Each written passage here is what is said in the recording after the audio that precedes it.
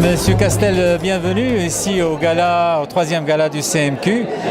Aujourd'hui, on rend hommage aux entrepreneurs québécois d'origine maghrébine qui, chaque jour, contribuent au renforcement du Québec. Quel message vous recevez à travers un événement comme ça? Ben, le message, j'oserais vous dire que ça confirme ce que je sais déjà un peu pour faire de la recherche auprès des communautés musulmanes et maghrébines en particulier. C'est que, quelque part, c'est à l'image de ce que la communauté maghrébine est, très instruite, extrêmement bien formée dans tous les domaines à peu près, autant technologiques que de la santé, que de l'enseignement.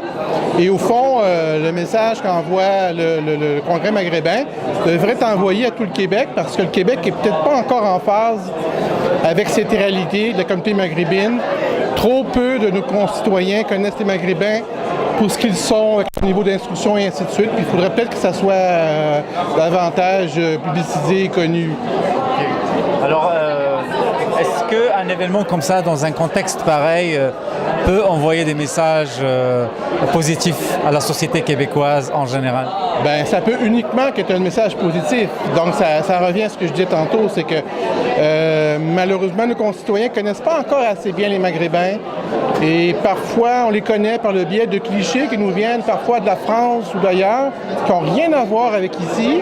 Et la limite, l'histoire de l'immigration maghrébine en France et celle d'ici, c'est sans aucun rapport. Et malheureusement, les médias souvent nous envoient une image qui est plus proche de la France que de Montréal. Alors, en ce sens-là, le gala d'aujourd'hui met les pendules à l'heure.